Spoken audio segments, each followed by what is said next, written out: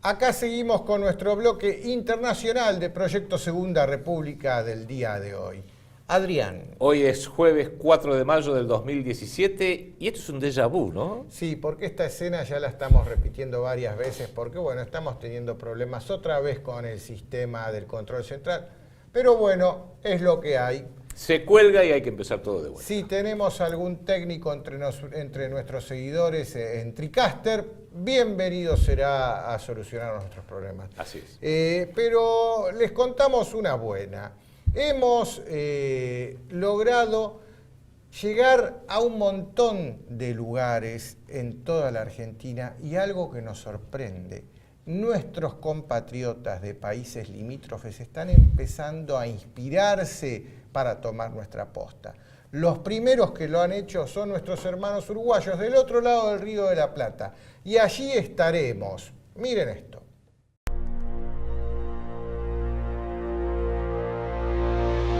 Te invitamos a la presentación oficial del Proyecto Segunda República Oriental, en un cabildo abierto, donde hablaremos sobre los estados soberanos y la construcción de una línea política regional. Expositores: Adrián Salvucci, Juan Manuel Soaje Pinto y el doctor Gustavo Salle Lorier. Te esperamos el viernes 19 de mayo a las 19 horas. Para asistir al evento, contactate con nosotros. Búscanos en Facebook Proyecto Segunda República Oriental o envíanos un email a sosadelpuerto@gmail.com.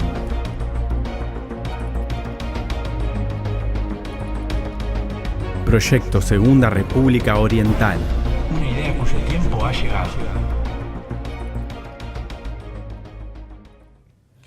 Bien, para asistir a este evento, ingresen en nuestra página de Facebook del Proyecto Segunda República Oriental. Acá la vemos en pantalla. Ahí va a estar el detalle del lugar donde se va a hacer. Les cuento, esto va a ser en el Club de Bochas Los 33, que queda en la calle Veracierto 2576, 2576, en Malvin Norte, en Montevideo.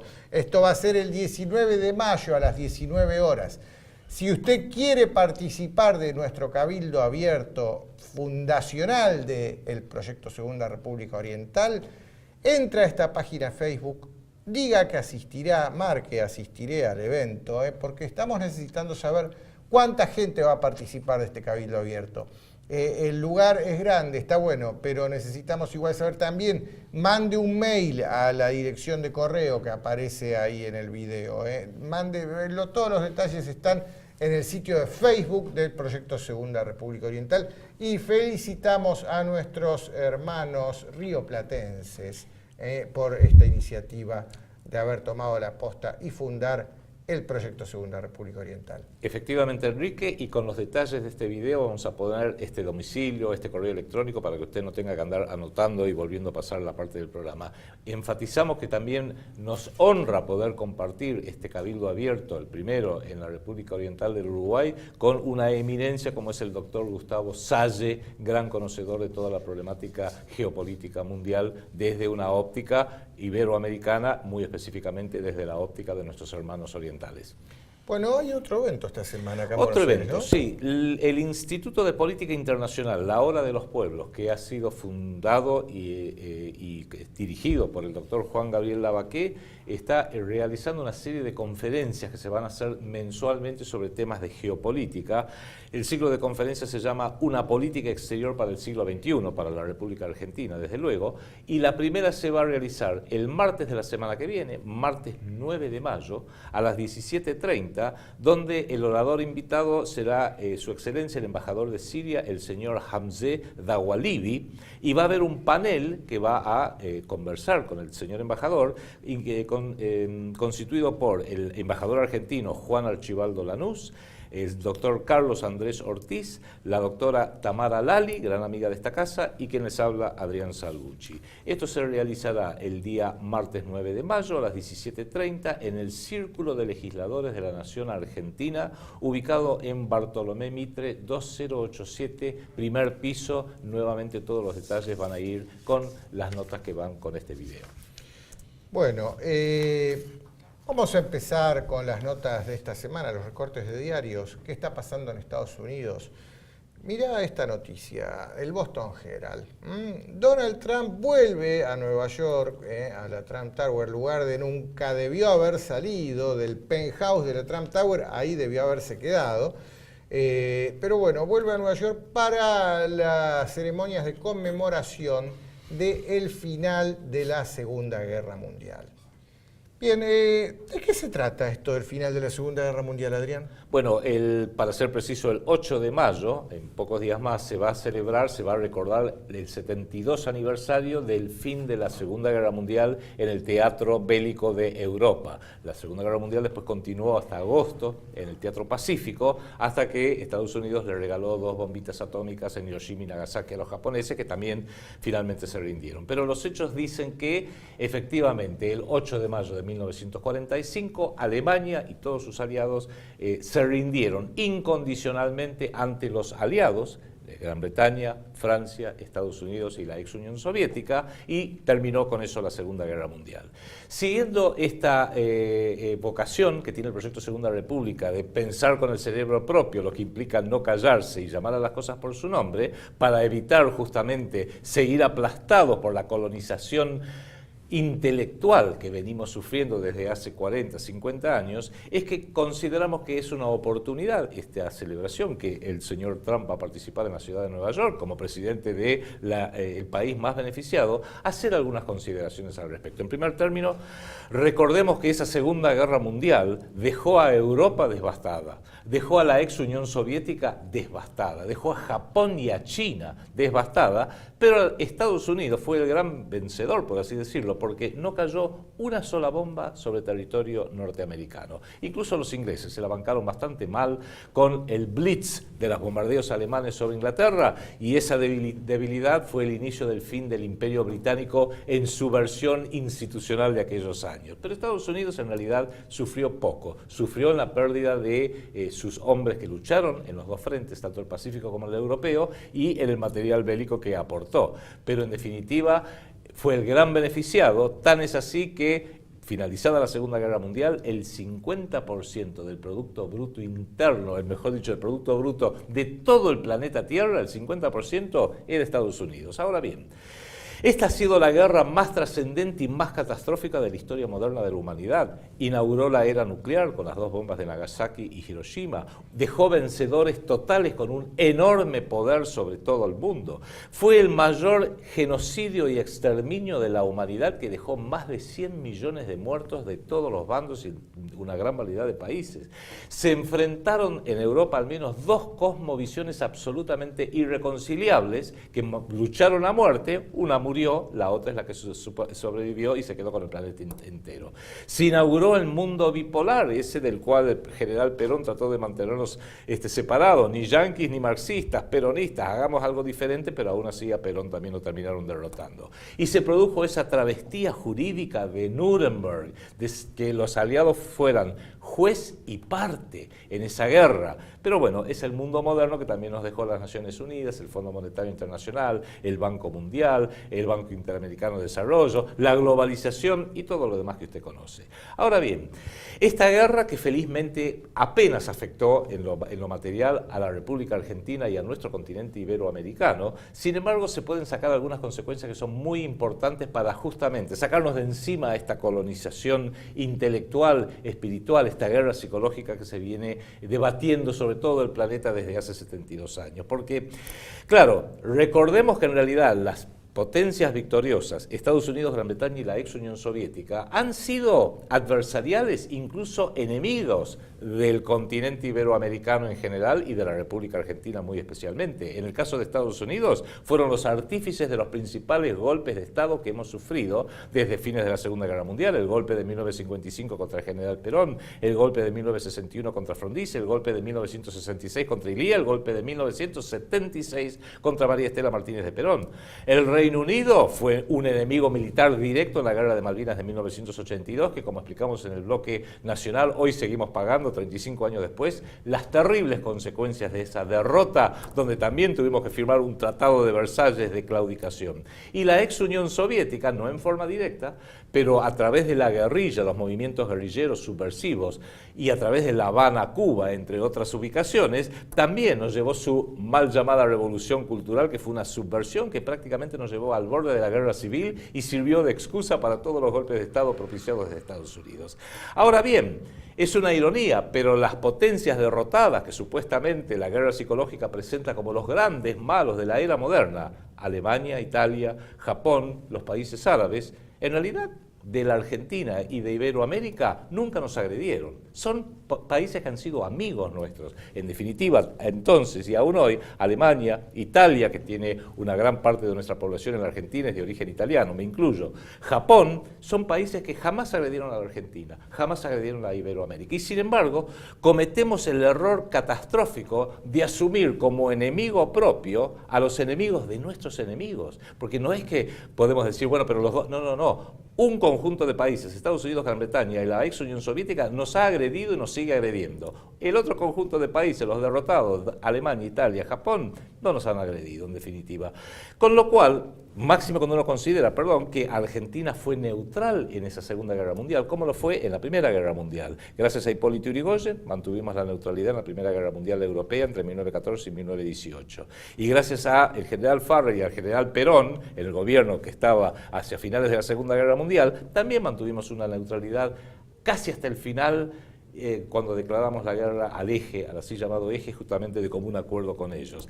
Neutral es no tomar bandos. Si no tomamos bandos entonces, cuando había una guerra caliente, ¿por qué habríamos de tomar bandos ahora? Porque Hollywood lo impone o porque la geopolítica de los poderosos lo quiere imponer. Tampoco digo de estar de acuerdo con los derrotados, pero por lo menos mantengamos una equidistancia. Ahora bien, eso no es asumir como enemigo propio al enemigo de mi enemigo, requiere pensar un poco con el cerebro propio, porque recordemos también otro dato que es incontrovertible. Estados Unidos y Gran Bretaña, en la era moderna, hace más de 120 años que están en permanente guerra contra casi todo el mundo. Fíjense, Estados Unidos le ha hecho la guerra desde 1898 a la fecha a España, a Alemania, a Italia, a Japón, a Turquía, a Corea, a Vietnam, a Irak, a Panamá, a Afganistán, a Siria, a Libia, a Nicaragua, a la República Dominicana, a Guatemala, a Granada, a Irán a través del golpe contra Mossadegh en 1953, contra la Argentina en la Guerra de Malvinas y los golpes que recién mencioné, contra Sudán, contra Somalia, contra Yemen, contra Palestina, contra Venezuela, golpe del 2002, tentativa.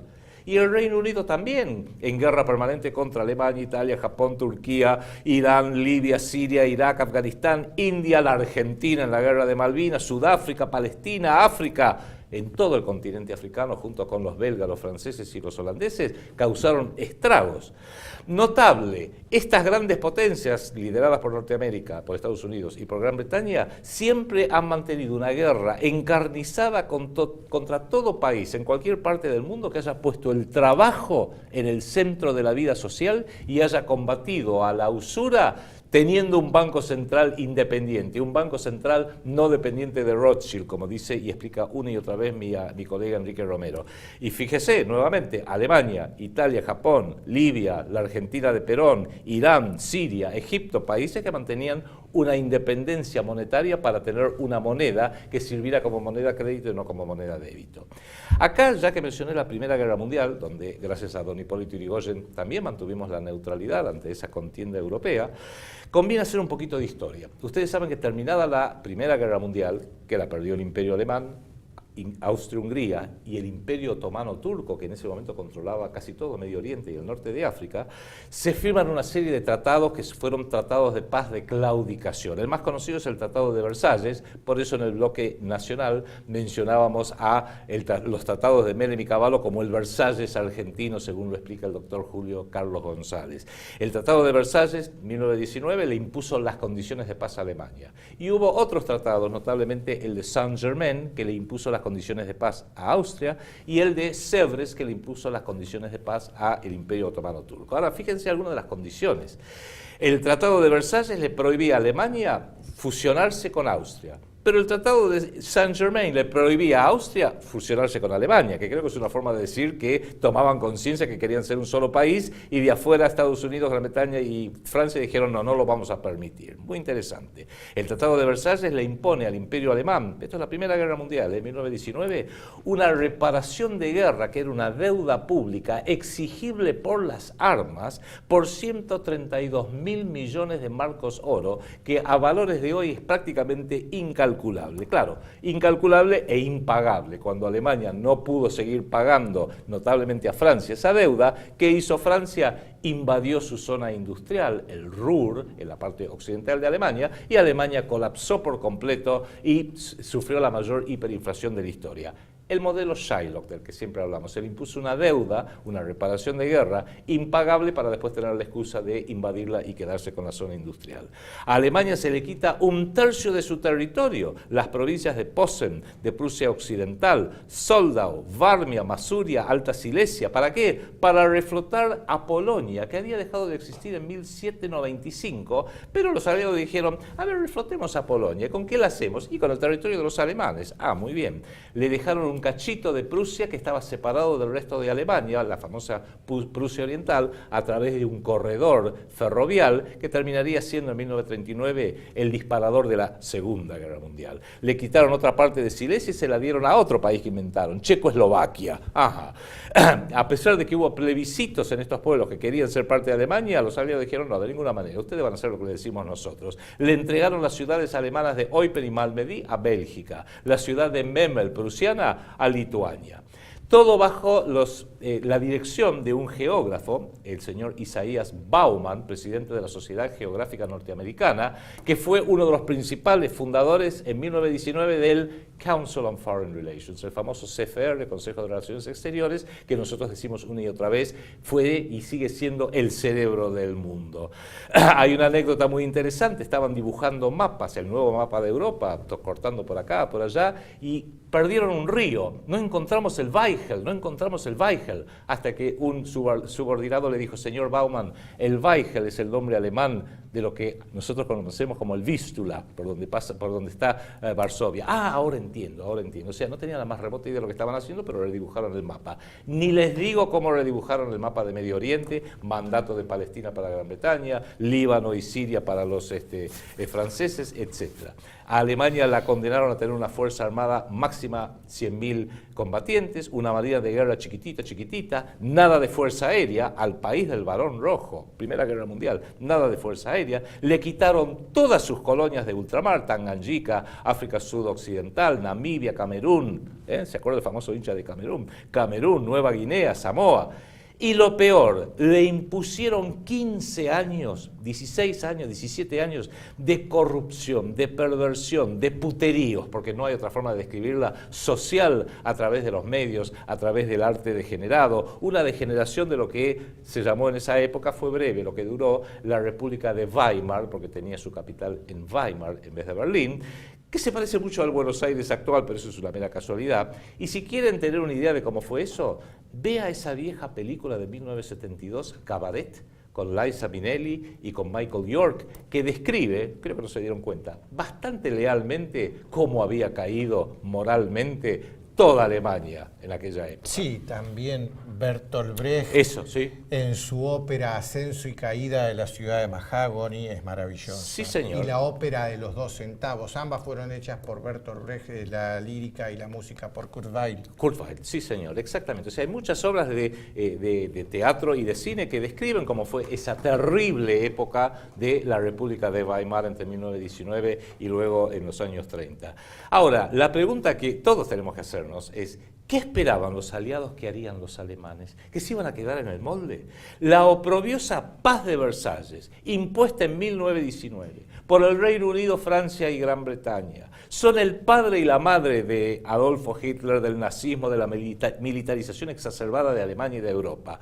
Es una corresponsabilidad que mató a 100 millones de personas en un odio irracional, estúpido y bochornoso que hoy está vomitando Trump en su exaltación del rol de Estados Unidos en la Segunda Guerra Mundial, el sionismo y todo Hollywood, que básicamente quizás son la misma cosa o por ahí anda. Recordemos también que la propia ex Unión Soviética Soviética en aquella época era el gran temor que tenían, inclusive las potencias, los pueblos occidentales, por las terribles matanzas que realizaron en toda Rusia de su propia gente. Lenin, Stalin, Trotsky, que en realidad Trotsky se llamaba León Bronstein y fue uno de los principales canales de financiación a través de la banca Kuhn-Levin Company, de Jacobo Schiff, de Nueva York, de lo que sería la revolución bolchevique. Sokolnikov, Zinoviev, Kamenev, Litvinov. En Alemania, Rosa Luxemburgo y Karl Liebknecht del grupo espartaquista eran todos grupos subversivos de armas tomar muy duro, que son los que en definitiva llevaron al caos que terminó en la derrota de Alemania por la caída de su propio frente interno. O sea, tenemos que aprender de la historia propia y de la historia ajena. Como dice una canción de Lito Nebbia muy buena sobre la vida de Eva Perón, si la historia la escriben los que ganan, eso quiere decir que hay otra historia, la verdadera historia. No sé si la otra historia es la verdadera historia, pero como mínimo hay que escuchar la historia del otro bando, la historia de los que ganaron y de los que perdieron, para que usted saque su conclusión y no se la impongan con sus documentales, el History Channel, Hollywood o lo que quieren los grandes medios de difusión que usted crea para que después justifique todas las matanzas con nuevamente más de 100 millones de personas que se produjeron desde 1945 a la fecha y que no se las podemos achacar ni a Alemania, ni a Italia, ni a Japón, ni a los que perdieron esa guerra. Quienes no aprenden de la historia están condenados a revivirla. Es en definitiva como un hombre o una mujer que tiene amnesia. Usted tiene amnesia y se le presenta cualquier farsante y le dice, yo soy tu amigo, soy tu mamá, soy tu papá, y como uno tiene amnesia, no sabe si le están diciendo la verdad o no, y por ende es particularmente vulnerable. Piense con el cerebro propio, haga el enraizamiento histórico que corresponde y empecemos a distinguir quiénes son nuestros verdaderos enemigos, quiénes son nuestros verdaderos amigos y por sobre todo, dónde está el interés nacional de la República Argentina y de nuestro continente ante el mundo que han creado estos victoriosos demócratas después de 1945, que han creado este espantoso mundo del nuevo orden mundial y de la globalización. Bueno, esta es la historia de la Segunda Guerra Mundial. Yo sé que vos sos un experto y te encanta hablar de esto. Noches enteras con un montón, desde que lo conozco a Adrián, y con un montón de amigos y militantes que se van acercando. Suele ser un placer escuchándolo a Adrián, contando lo que fue la historia de la Segunda Guerra Mundial. Pero, ¿cuántas bombas se tiraron en la Segunda Guerra Mundial? Sobre Dresde. Dresde fue pulverizado, sí. Hamburgo pulverizado, Tokio fue pulverizado con bombas comunes, no, la bomba atómica de Hiroshima y la de Nagasaki son las más conocidas. Fue devastada toda Europa. Dicen que sobre Dresde se tiraron un poder mortífero mayor a lo que fueron Hiroshima y Nagasaki sumadas, pero de bombas convencionales. 300.000 muertos en una ciudad que ya se había declarado ciudad abierta, donde solo venían refugiados que venían huyendo de los soviéticos y no tenía ningún valor militar, pero creo que los aliados, notablemente porque lo bombardeó de noche la Fuerza Aérea Británica y de día la Fuerza Aérea Norteamericana, le querían demostrar no solo a los alemanes que ya estaban devastados, al mundo entero, estos somos nosotros, el que se mete con nosotros, que espere eso, y ni te digo nada cuando 3 meses después le tiraron las 2 bombas a Hiroshima y a Nagasaki. Bueno, no por nada Trump se está yendo a conmemorar el final de la Segunda Guerra Mundial porque hoy está haciendo lo mismo prácticamente y le está pasando algo que es problemático para los Estados Unidos. Mira esta nota. Acá tenemos. Estados Unidos está lanzando tantas bombas que se le están acabando. Hay un informe del microlector, es buenísimo el microlector, me encanta. Vea regularmente esa página, los informes que hacen son maravillosos. Ahora les voy a pasar uno.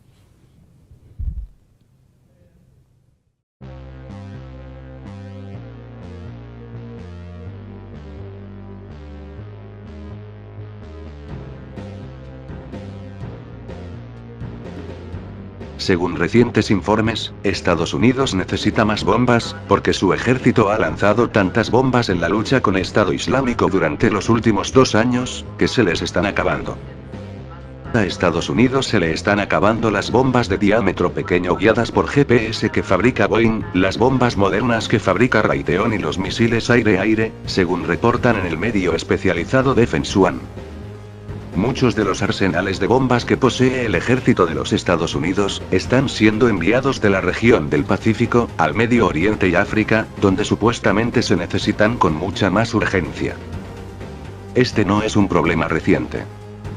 El Pentágono lleva casi un año advirtiendo que el bombardeo intensivo de Estados Unidos a objetivos relacionados con ISIS podría llevar a una escasez.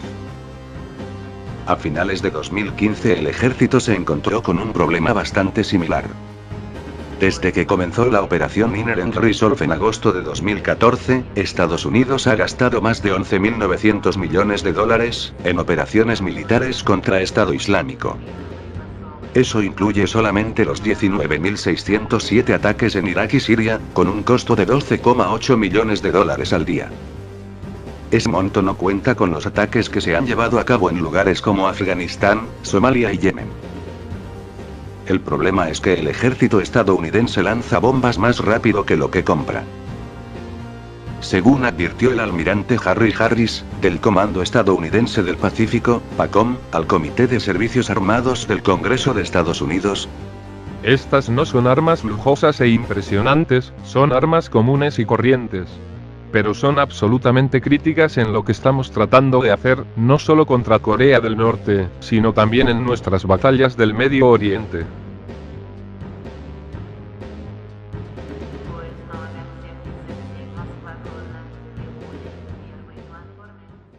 A ver si entendemos. Trump dijo en su campaña, America's First, vamos a volver a darle trabajo a los americanos, y él cree que tirar las bombas, gastar las viejas, hace que haya una necesidad por parte de las milicias norteamericanas de comprar bombas nuevas.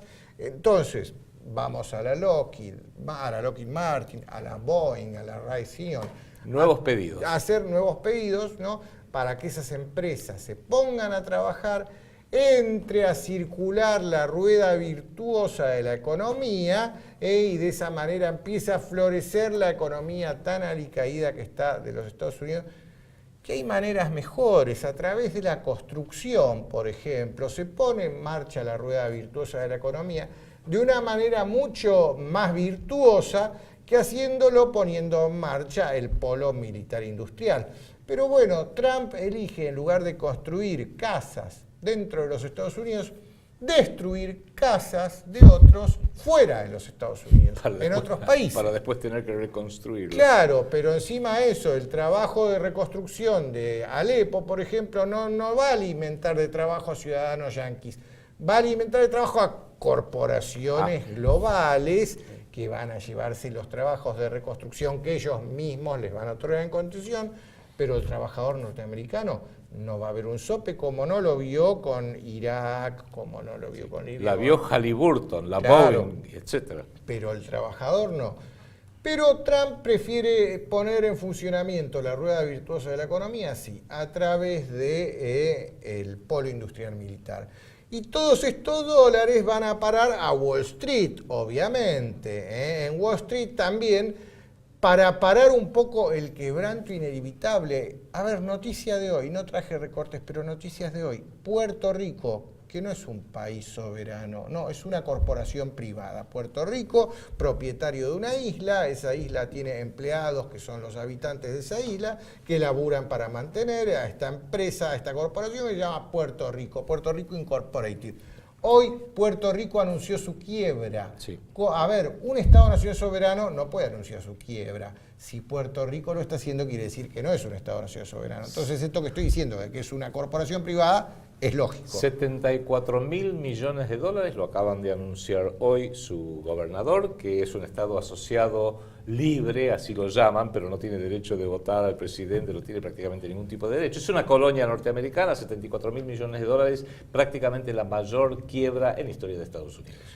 Entonces, si estamos con un problema de quebranto terrible en Wall Street, necesitamos dólares que lleguen, que como Macri, a ver, entre Macri y Trump cuando se juntaron la semana pasada, deben haber charlado este tema. Che, ¿vos cómo estás haciendo para traer inversiones? Porque a mí me pasa lo mismo. Donald, no te preocupes, acá vino Paolo Roca a traerte inversiones. Lógico, a Texas. Claro, Texas, ¿viste? Pero bueno, el quebranto de los bancos de Wall Street, de los principales, ya es indisimulable. No la pueden esconder más debajo de la alfombra. Mirá esta nota de RT. Trump contempla deshacerse de varios grandes bancos y causa una caída en los mercados. En una entrevista con Bloomberg, el presidente ha asegurado que considerará recurrir a una ley de la época de la Gran Represión y regresar al antiguo sistema.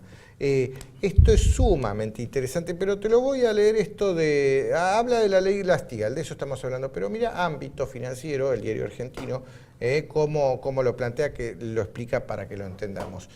Trump quiere dividir las operaciones en Wall Street. Donald Trump adelantó que está estudiando desmontar los grandes bancos de Wall Street con la vuelta al sistema que separe las operaciones de la banca de inversión de la banca comercial. Y se van a dar cuenta y que todo lo que es banca de inversión está totalmente quebrado, es un quebranto gigantesco. Si Puerto Rico les está llamando la atención cuando se descubran los verdaderos quebrantos de lo que es la banca de inversión, que hoy está todo mezclado, fusionado y confuso, y por algo Trump lo quiere separar, por lo menos para salvar a alguien. Dice, mira, este Titanic se hunde, hay barcos para 1/3 de los pasajeros. Los otros 2/3 se van a hundir con el barco. A los botes, ¿quiénes van a ir? Las mujeres y los niños. Claro. Permitime hacer una pequeña aclaración acá, que sí es muy importante por los tiempos que vivimos. La ley Glass-Steagall, que es del año 1933, que pretende reflotar el presidente Trump, es una ley del año 1933 que se sancionó en Estados Unidos luego del colapso de 1929, cuando cayó Wall Street, fue la Gran Depresión, todo, etcétera, etcétera. ¿Y qué hacía? Si usted es un banco comercial que brinda servicios financieros, como cualquier banco que usted ve en cualquier esquina de cualquier ciudad, es un banco comercial. Si usted es un banco de inversiones, especulador, a lo Goldman Sachs, usted no ve una sucursal de Goldman Sachs en cada esquina, usted no ve una sucursal de Morgan Stanley en cada esquina, no, son bancos de inversión. La ley esta sabiamente los separó y dijo, y si usted es una compañía de seguros, también separado. Entonces eran 3 polos financieros más o menos controlables. ¿Qué hizo Bill Clinton en 1997 con su ministro de Finanzas Richard Rubin, hoy uno de los presidentes del Council on Foreign Relations, con el subsecretario de Finanzas Lawrence Summers, también miembro del CFR, y con Alan Greenspan, que era entonces el gobernador de la Reserva Federal? Dijo lo que dijo recién Enrique: no los pongamos separados, los juntamos todos en una gran bolsa, banco comercial, banco de inversiones, las compañías de seguros asegurando a los bancos financiando a las compañías de seguros. Desregulación financiera total es globalización, un mundo feliz. ¿Qué puede salir mal? Bueno, en 2008 salió todo mal, porque la compañía de seguros American International Group, AIG, de Morris Greenberg, de la Reserva Federal y del CFR, estaba asegurando a los bancos, que eran los que le proveían negocios a la compañía de seguros, y se vino todo abajo. Tan abajo que Obama tuvo que nacionalizar esta compañía American International Group.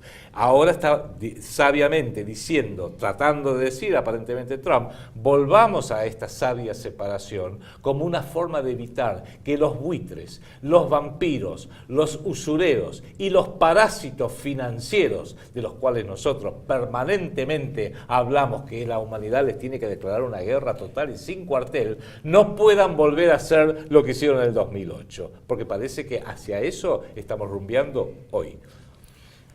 Bueno, mira esta otra. El oráculo te pongo ahora, el oráculo, el guionista. Y para que el guionista te lo diga, la Corte Suprema de los Estados Unidos dice que las ciudades podrán demandar a los bancos por los préstamos abusivos. Esto lo dijo John Roberts, el presidente del Tribunal Supremo. ¿De qué se trata esto? A ver, déjame leerte un poco. El 1 de mayo este juez falló permitiendo que se demande a los bancos porque dirigieron préstamos a minorías raciales, por ejemplo a los negros, préstamos de alto riesgo, y esto generó la famosa burbuja inmobiliaria que estalló en el Los 2008, subprime. ¿no? Esto va a permitir que sean demandados por la ciudad de Miami, por ejemplo, al Bank of America, JP y a Morgan Chase, a todos JP los Morgan, Citicorp. al Wells Fargo, básicamente a Wells estos Fargo. dos menciona la nota, ¿no? Por extender préstamos de bajo costo a personas de raza blanca, mientras que a los negros y latinos les prestaban a tasas usurarias, tasas infladas. Voy a hacer un pequeño paralelo. Esto usted lo puede encontrar en el sitio del Proyecto Segunda República, bajo el tercer pilar, que es el de investigar la deuda externa y rechazar el concepto de deuda para las finanzas públicas, que es lo siguiente.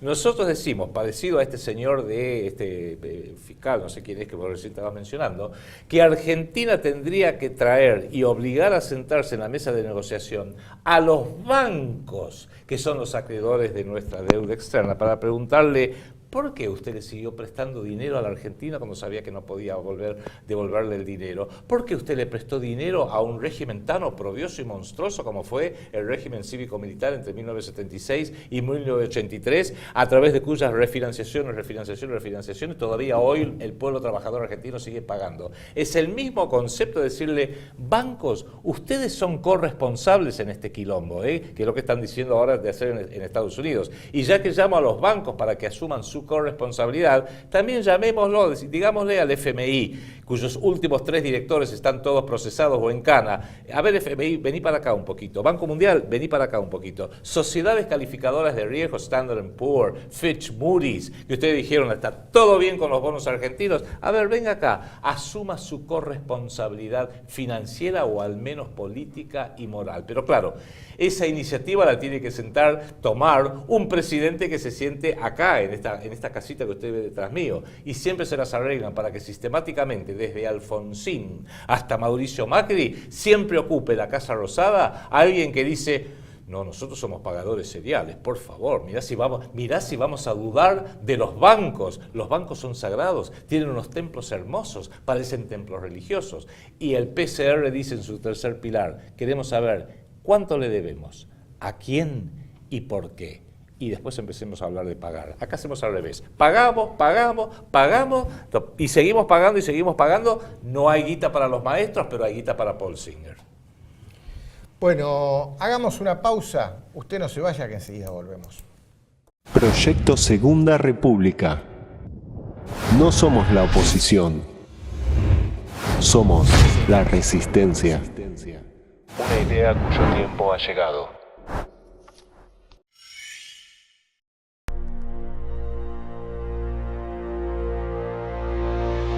Te invitamos a la presentación oficial del Proyecto Segunda República Oriental, en un cabildo abierto, donde hablaremos sobre los estados soberanos y la construcción de una línea política regional.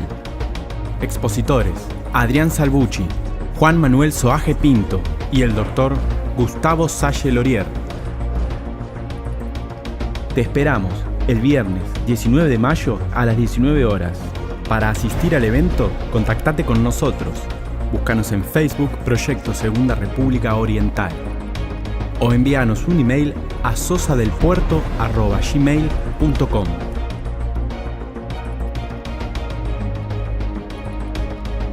Proyecto Segunda República Oriental. Una idea cuyo tiempo ha llegado. ¿Querés ayudarnos a seguir creciendo? Seguinos en todas nuestras redes en internet. Facebook.com/Proyecto Segunda República, Twitter.com/PSR-Argentina. En YouTube, seguinos en 6 canales. Canal TLB1, el canal de Adrián Salvucci, el canal de QQ, videos PSR, revisionismo PSR y Defendamos la Patagonia. Proyecto Segunda República, una idea cuyo tiempo ha llegado. Novedades del Proyecto Segunda República. Te presentamos nuestro nuevo sitio web. Mirá los últimos programas y accede a todas las temporadas anteriores.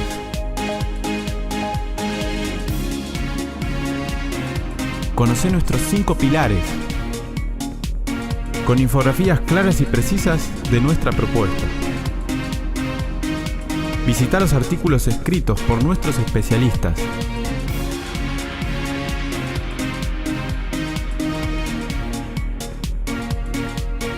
Y además, entérate de la participación en los medios de los integrantes de PSR.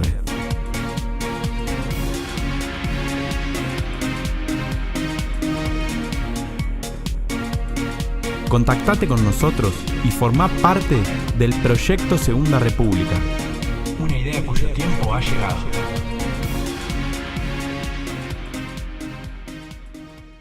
Presentamos el Proyecto Segunda República, un movimiento ideológico para pensar el país, que nació por el 2001, a partir de la voluntad de un grupo de personas que, al igual que muchos otros, creyeron que ya era hora de un cambio de paradigmas en la forma de administrar nuestra nación.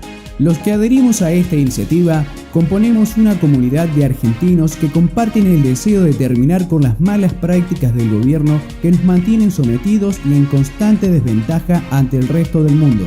El proyecto se construye sobre 5 pilares: restaurar el Estado soberano como institución fundamental al servicio de los intereses del pueblo de la nación, recuperar la moneda soberana, impresa por un Estado soberano y al servicio de la economía real del trabajo y la producción. Rechazo del concepto de deuda financiera. Tenemos que saber cuánto debemos, a quién y por qué. Las deudas legítimas las vamos a abordar, las dudosas las vamos a investigar y las ilegítimas las vamos a repudiar. Liberación de las instituciones republicanas de su dependencia del dinero, para que cualquier ciudadano competente tenga voz y voto en todos los niveles de la administración del Estado. Recuperar los valores éticos y morales, porque la política debe estar subordinada a los valores culturales y éticos propios de la nación argentina. Proyecto Segunda República, una idea cuyo tiempo ha llegado. Conoce más de esta propuesta en www.proyectosegundarepublica.com. Busca en Facebook la página oficial del PSR, los videos semanales en el canal de YouTube del canal TLB1 y las páginas regionales del PSR para contactarte con personas de tu provincia.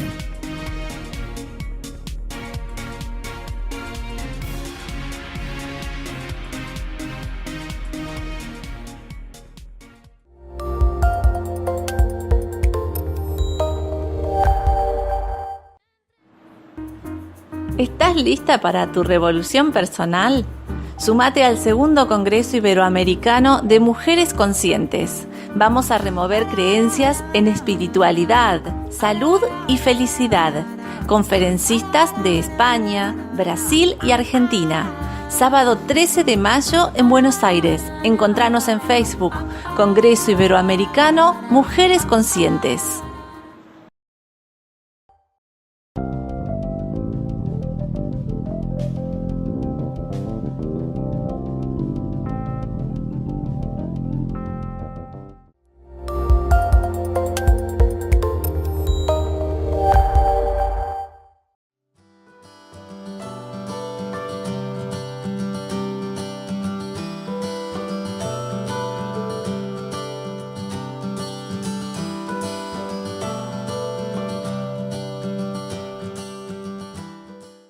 Hola, soy Quique Romero y este es mi canal, el canal de Cucú.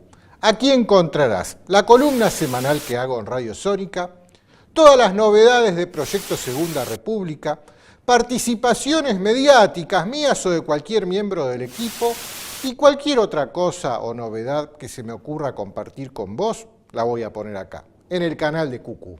Acordate de suscribirte. Proyecto Segunda República. No somos la oposición. Somos la resistencia. Una idea cuyo tiempo ha llegado. Acá seguimos con la segunda parte de este bloque internacional. Bueno, ¿te acordás que comentábamos lo del ataque a Siria, que mandó los misiles Tomahawk, los 59 misiles Tomahawk, de los cuales solo 23 le pegaron al blanco, y todo esto tomó la decisión Trump mientras estaba cenando con Xi Jinping? Mira esta nota que publica Hispan TV, pero, a ver, la publica Hispan TV, pero la fuente es Wilbur Ross. Wilbur Ross es el secretario de Comercio de los Estados Unidos, que abrió la boca. Wilbur Ross que estaba en la reunión. Y que estaba ahí, pero filtró cierta información que no debió haberla filtrado. Dijo que el ataque a Siria fue el entretenimiento tras la cena de Trump. El ataque militar de Estados Unidos contra Siria fue una forma de entretenimiento para el presidente Donald Trump, según aseguró el secretario de Comercio Wilbur Ross. A ver, estaban cenando con Xi Jinping, ya habían tomado el postre, ¿no? Y dice, Xi, vení. ¿Querés ver una película? Antes de que vengan las putas y empiece el bandejeo de merca, ¿por qué no tiramos unas cañitas voladoras? Vamos. Bueno, no sé cómo se dice vamos en chino, pero sí, vamos. Sí.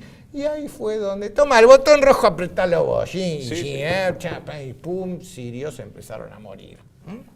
Así se maneja la geopolítica mundial. Un entretenimiento después de la cena. Te das cuenta del mundo en el que nosotros vivimos, ¿no? Te das cuenta. Corrupto y podrido. Corrupto y podrido, totalmente. Y mientras tanto, ahora sí en serio, según Clarín, Trump advierte por un conflicto a gran escala con Corea del Norte, conflicto al que evidentemente a cambio de los limones que Trump le va a comprar a Macri nos va a involucrar a nosotros como nación Cuidado argentina. con eso. Otra más te pongo. Pyongyang le pide ayuda a la ASEAN, que vendría a ser como la organización de los estados del sudeste asiático, Vietnam, ¿no? Laos, Singapur, Claro. Filipinas, en esa región del sudeste asiático. Para evitar un holocausto nuclear, el canciller norcoreano insta al jefe de la ASEAN a desarrollar una propuesta apropiada sobre cómo preservar la paz en la región. Ahora, que estos DRT, mirá el título, ¿cómo van a hablar de un holocausto nuclear? Es una palabra que tiene un uso exclusivo y excluyente ya para determinados eventos históricos. Sí. Alguien se va a enojar con ellos por haber utilizado Por sin titular permiso así. del copyright ese Titular vocablo. así, es verdad. Lo hizo una vez Cristina. Sí, y se le le tiraron la bronca. le mordieron Dijo la en yugular. Europa los 30.000 Claro. desaparecidos fue un holocausto y las organizaciones sionistas Le dijeron, saltaron la yugular. de ninguna manera, holocausto es nuestro. Ustedes estuvieron desaparecidos, genocidio, etcétera. Sí, Holocausto sí. es un término religioso, teológico, que solamente se aplica al pueblo elegido. Por eso, cuando estalle el mundo en un infierno nuclear, ¿cómo lo vamos? ¿Holocausto? No, verboten. Buah. A ver, sigamos. Donald Trump polémico. Invitó a Duterte a la Casa Blanca y dijo que reunirse con Kim Jong-un sería un honor. Rodrigo Duterte, recordemos, es el presidente díscolo de Filipinas que le dijo Sí, a Obama otro- que era un hijo de puta. Otro Rogue State, ¿no? Sí, otro rogue state. Sí, le dijo a Obama, sos un hijo de puta. Sí, hay un tema con Filipinas. Hay un tema. Filipinas aparentemente están las mayores reservas de oro del mundo hoy en Filipinas. Y en este mundo que aparentemente cuando venga este tan anunciado pero siempre postergado reseteo del sistema financiero El global, oro va a ser importante. el oro va a ser importante y en Filipinas es donde están las mayores reservas auríferas del planeta y por algo... Enrique, y recordemos a nuestra audiencia también que Filipinas no es un país independiente. Graciosamente le dio una independencia a Estados Unidos, pero Estados Unidos se quedó con Filipinas, con Guam y con Puerto Rico cuando gana la guerra que le declaró a España en 1898. A mí me llama más la atención que siempre en estos países que tienen recursos centrales para los intereses geopolíticos globales, como ser el petróleo o en este caso el oro, siempre están gobernados por algún dictador, más que nada el caso de Filipinas, que antes estaba Suharto y ahora está Duterte, ¿no? Y esos cucos dictadores siempre están bajo el candelero de que, como sos un dictador, sos feo y sos malo, nosotros que promovemos la democracia vamos a ir a visitar tu país para llevarle a tus ciudadanos nuestra democracia y sacarte del medio a vos. Y Duterte hoy está en esa lista también, ¿no? Pero bueno, ¿cómo lo veía esto Infobae? A ver, poneme Infobae. Donald Trump dijo estar dispuesto a reunirse con Kim Jong-un en circunstancias adecuadas. Dijo Trump que estaría honrado de reunirse. Bueno, ¿por qué no se reúnen de una buena vez? Y si tienen diferencias, que se pongan guantes de box, que se suban a un ring, que se caigan a trompadas, el que gana, gana, y no hay tutía acá, y listo, y no arrastran a sus pueblos a un holocausto nuclear. Sí, tal cual. Pero bueno, qué bárbaro. Otra, Pyongyang. Y esta sí, esta no tiene desperdicio. Pyongyang amenaza con castigar sin piedad a Israel por insultar a Kim Jong-un. Y acá se me prendieron todas las luces sí rojas. Israel debería pensar 2 veces sobre las implicaciones de las polémicas palabras de su ministro de Defensa, afirman desde Pyongyang. Yo me pregunto, ¿qué tiene que ver Israel en todo esto? ¿Por qué Israel siempre necesita de la amenaza de un malo que lo amenace con borrarlo del mapa? Un malo grande con bombas atómicas, ¿qué quiere borrar a la pequeña Israel, tan pacífica ella, del mapa? Porque, a ver, entendamos que sus vecinos musulmanes tienen una cuestión ideológico-religiosa y territorial en contra de Israel. Hay una disputa, bueno, analicémosla desde un punto de vista geopolítico. Pero con Corea del Norte, ¿qué? Ni deben saber dónde queda Israel prácticamente. Los coreanos ni deben saber. No hay un solo judío en Corea del Norte. Hay cero interés geopolítico. Sí, y no hay muchos coreanos en Israel. Tampoco. No, en Israel no está el supermercado coreano, ni el chino tampoco. ¿No? Los habitantes de Tel Aviv no dicen voy al chino de la esquina a comprarme unas cervezas. Esto, ¿me lo explicás? No lo entiendo. ¿Qué tiene que ver? ¿Por qué ahora aparece Israel metiéndose en este conflicto arrastrado por declaraciones mutuas? Primero... Ojo, y ahora, en esto que vas a mostrar ahora, es Israel la que se metió, no Corea que se metió con Israel. Pero simplemente en declaraciones mutuas. Avigor Lieberman, el ministro de Defensa, salió a decir que es un loquito el gordito coreano. Dijo así: Kim Jong-un es un loco que junto con los líderes de Irán y Siria son parte de la pandilla loca y radical que quiere destruir toda la estabilidad internacional. Eso dijo Avigdor Lieberman, según el Jerusalem Post, que ahora vamos a ponerla. Ahora vamos a ponerla. Sí, a ver, te la pongo de Jerusalem Post porque acá es de RT. Vamos a poner el Jerusalem Post. Esto viene del Jerusalem Post de Israel. Sí, pone ahí. Kim Jong-un es un loco y junto con los líderes de Irán y Siria, ahora entendemos por qué hizo la declaración Israel, y esto lo dice el ministro de Defensa, junto con los líderes de Irán y Siria son parte de la pandilla loca y radical que quiere destruir la estabilidad internacional política. A ver, yo entiendo que Israel tiene una disputa con Irán y con Siria. Sí, eso es Medio Oriente. Eso Medio Oriente, eso... Pero ¿para qué se mete con Corea del Norte? ¿Qué eje pretende armar entre Irán, Siria, Corea del Norte? A los coreanos del Norte ni les interesa lo que pasa en Medio Oriente, ni les interesa Irán, ni les interesa Siria. Jamás harían una alianza con ninguno de ellos. ¿Por qué Avigor Lieberman pretende armar un eje entre estos dos? Y obviamente los coreanos se sintieron ofendidos y dijeron, te vamos a borrar el mapa. Lo nombra Kim Jong-un, es el jefe de Estado, guste o no, lo dice el ministro de Defensa de Israel. Es lógico que Corea del Norte tiene que reaccionar y decir, no digas eso, te exijo una disculpa. No hay medida que vaya más en contra del interés nacional que pueda llegar a tener el Estado de Israel, que podemos discutir o no cuál es ese interés. No vamos a meternos ahora en esa discusión, pero no creo que haya medida que vaya más en contra de ese interés que involucrar al Estado de Israel en una guerra con Corea del Norte. Sí, es el colmo. ¿O será que, como Donald Trump ya tiene decidido y quiere su guerra con Corea del Norte, Israel... ¿O será que en el gran tablero de la geopolítica mundial que abarca todo el mundo, alguien en alguna parte está colocando algunas fichas en una movida que no terminamos de ver, pero que ellos pretenden generar un jaque mate a los enemigos de Estados Unidos, Gran Bretaña, la Unión Europea, la estructura de poder bancaria, la estructura de poder mediática, el poder privatizado que hoy maneja el mundo, que tiene en el Estado de Israel a la nación Rothschild por excelencia? Bueno, y otros que están, y estos sí son actores principales, no son actores de reparto, en la película que próximamente se estrenará en la mejor sala de su barrio. Moscú se preocupa por el despliegue de armas biológicas de Estados Unidos en sus fronteras. Esto lo dice Sputnik, el sitio oficial de noticias del Estado de la Federación Rusa. El Ministerio de Exteriores de Rusia emitió un informe en el que expresa su preocupación por el despliegue en el pueblo georgiano de Alexeyevka o algo así ruso. ¿Cómo es? ¿Vos que hablas ruso? No, ni sé, no. Del Comando de Investigación Médica y Logística del Ejército de Estados Unidos. A ver, que quede claro, el Comando de Investigación Médica y Logística del Ejército de Estados Unidos no son científicos que están buscando la cura para el cáncer, ¿no?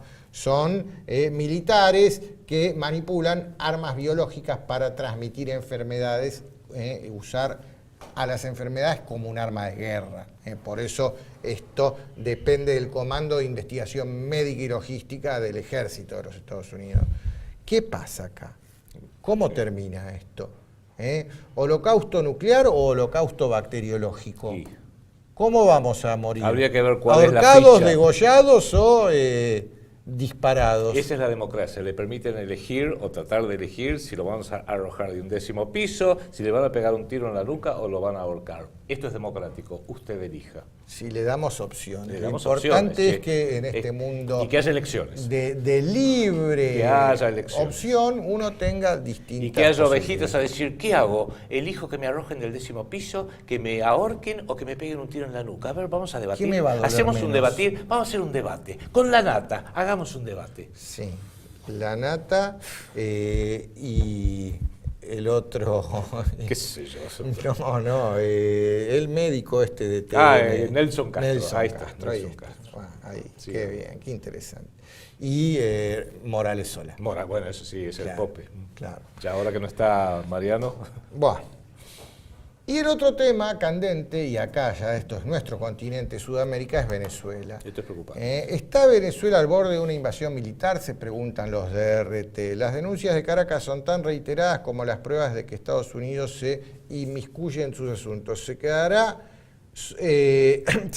este tema solo en la retórica política o pasarán a las armas? Es innegable que la gestión Maduro es mala, es muy mala. Tendría que haber previsto todos los desfasajes, las distorsiones catastróficas económicas y de distribución y sociales que hoy están generando muchísimo dolor y sufrimiento a la población de Venezuela. Sin embargo, acá hay un dato muy importante a tener presente y es que Venezuela, que tiene petróleo, hay una apetencia respecto de ese petróleo de Venezuela y Venezuela se viene abajo cuando cayó el precio del petróleo. O sea, Hugo Chávez, que tenía mucho más muñeca que Maduro, también se benefició del alto precio del petróleo, como Néstor Kirchner y Cristina se beneficiaron al principio del alto precio de la soja.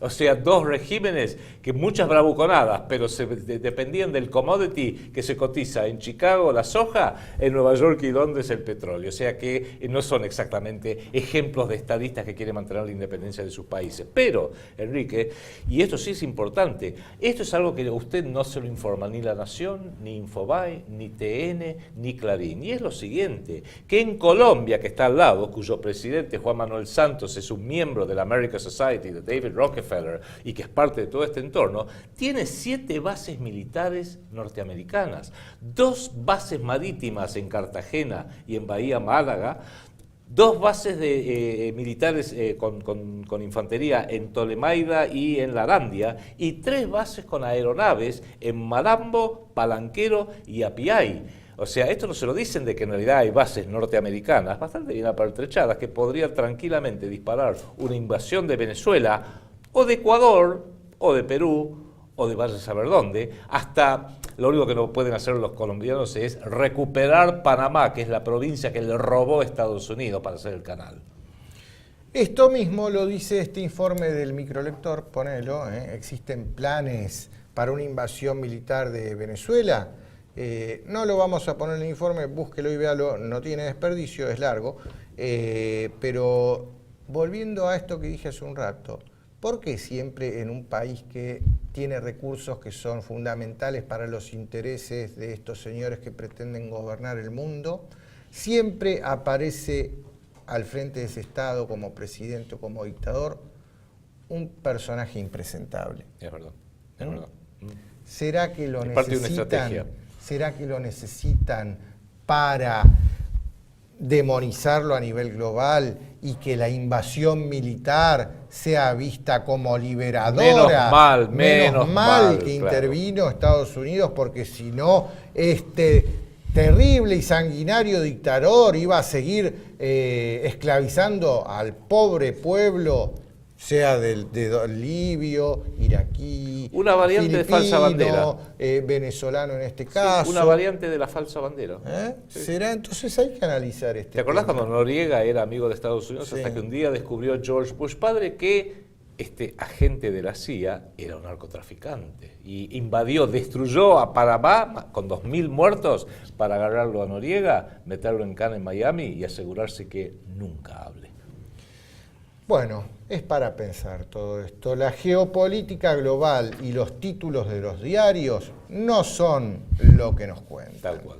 Bueno, se nos acaba el tiempo, señor. nos vamos, nos vemos la semana que viene, ya vamos a tener novedades para la semana que viene de lo que va a pasar en Francia. Esperemos que lo que el surja balotaje este domingo. sea para el bien del pueblo francés. El domingo 7 de mayo está el balotaje entre Marine Le Pen y Macron, que es un Macri grande. Bueno, nos vemos la semana que viene. Hasta luego. Proyecto Segunda República. No somos la oposición. Somos la resistencia. Una idea cuyo tiempo ha llegado.